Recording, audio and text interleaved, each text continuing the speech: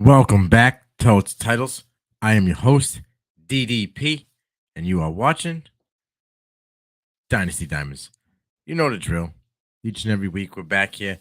We're searching. We're looking for that uncut gem, that diamond in the rough that you can polish up nice, insert into your lineups, reap them benefits, catch them W's. You know, it's that time. You're at the chip season, championship week. We're going to be going into some dynasty stashes, guys to look for. You know, trade in a dynasty league. Trade deadline should never end, in my opinion. Not trying to ruffle any feathers with anybody, but I believe you should be able to trade at all times. That's the whole point of a dynasty league. This is a guy that I'm targeting. I think his time is now. He's proven a little bit this year, and that would be none other than episode 32.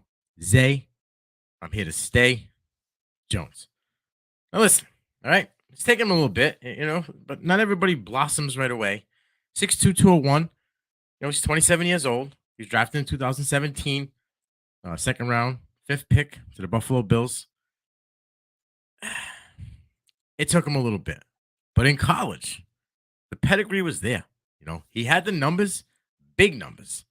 He also had the beginning of the Gardner Minshew era throwing him the rock. All right.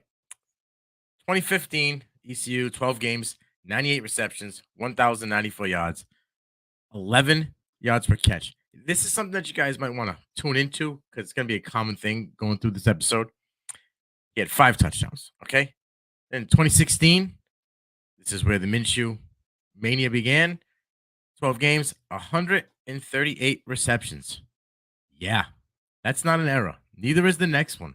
1,746 yards. 11 yards per catch, 8 touchdowns. Listen, those are absurd numbers, all right? Got it done 2 years straight, over 1,000 yards, averaging 11 yards per catch. Also had 5 and 8 touchdowns. Now, gets drafted first year at Buffalo. Really didn't do much. Second season with Buffalo, he had 102 targets, 56 receptions, close to 700 yards. But there's that number again, 11 yards per catch and 7 tutties. Not bad. Not something you're just going to toss to the side. Well, they let him go in Buffalo. He made his way down to Las Vegas. Las Vegas, also known as Oakland Raiders. 2020 with Vegas Raiders, 16 games, 20 targets. Dismal.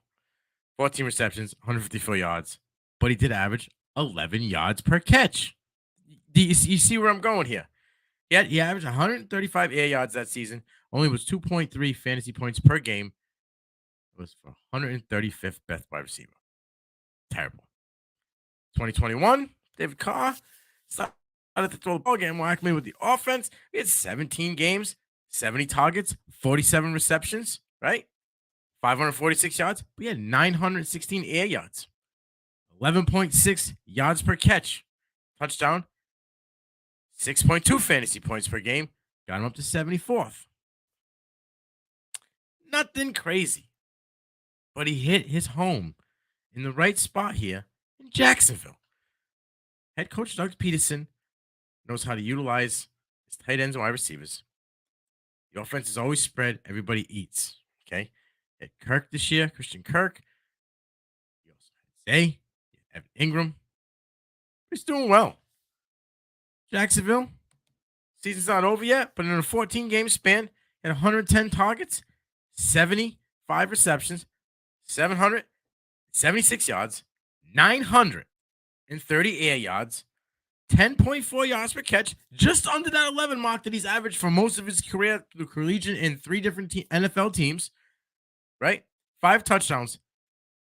Well, we're up to 13.5 fantasy points per game. And that's got him at the 26th best receiver in the league. Now, you hearing, rumblings. Oh, Jacksonville could go after a receiver in this draft. But doesn't really make much sense to me, okay? Because Marvin Jones is unrestricted free agent. Zay Jones just signed a 3-year deal, $24 million. They'd have Christian Kirk, who signed a huge contract. He's not going anywhere, right? They just traded for Calvin Ridley. Evan Ingram was balling out down the stretch here. He'll be back. Why would you go draft a guy when you have a team set up? You have Travis Etienne, but you really don't have anybody in the backfield.